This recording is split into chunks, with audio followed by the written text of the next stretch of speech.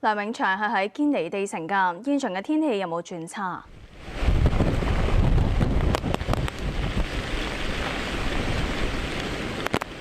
喺堅尼地城海旁呢度咧，天氣比起2個鐘之前咧轉差得非常之快啊！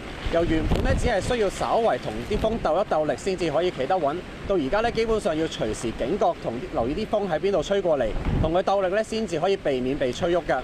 我哋見到咧現場嘅天氣咧亦都惡劣得非常之快啦，所以見到咧基本上已經冇人啦或者車喺度停留㗎啦。而警察咧亦都不斷喺度巡邏啦，如果一有人停低或者喺度想靠近海邊嘅話咧，都會勸喻佢哋離開。我哋啱啱咧再睇多次咧天文台嘅風速圖啦，見到咧而家喺堅尼地城對開嘅海面咧風力咧一度高見咧90公里每小時以上，而陣風咧更加達到130公里以上㗎。我哋要繼續喺現場跟進住最新嘅情況，先將時間交翻俾新聞部。辛苦晒喺外面嘅同事，你哋都要注意安全啊！轉睇下。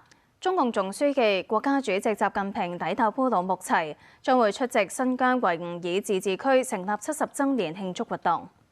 央視報導話，習近平率領中央代表團喺尋日下晝搭專機抵達新疆烏魯木齊。習近平走出機艙艙門向民眾揮手，新疆各族民眾表達歡迎，又向習近平送上鮮花。習近平之後接見咗新疆各族各界代表。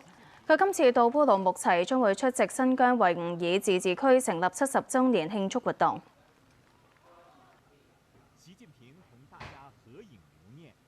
一節最新消息，天文台喺凌晨2點40分改發10號颶風信號。